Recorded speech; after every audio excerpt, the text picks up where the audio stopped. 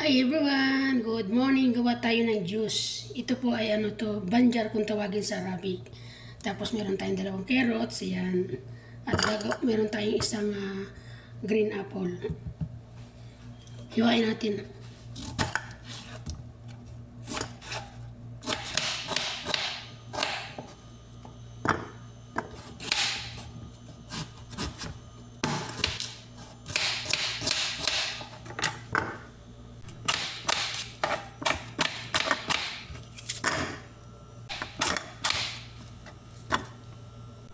Samahan din natin ng ganito lang kaliit na luya.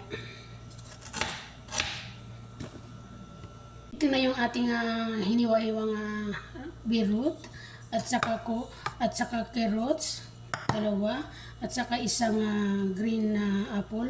Tapos mayroon tayong dalawang baso ng tubig. So i-blender na natin. Dahan-dahan lang pag-blender.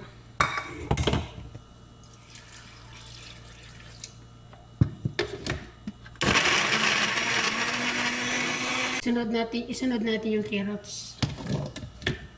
Tapos lagyan natin ulit ng tubig.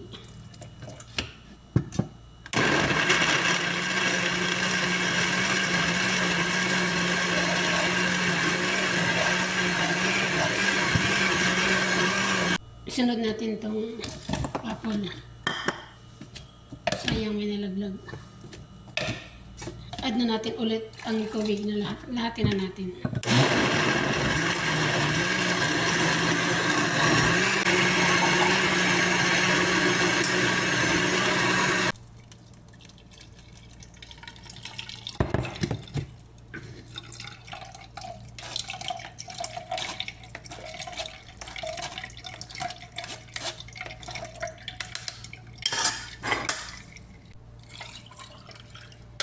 Ito na po yung ginawa natin. So, itry na natin inumin. Napakasarap po nito at napakasustansya.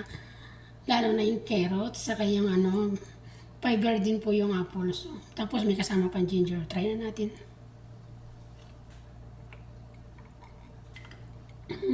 Sarap.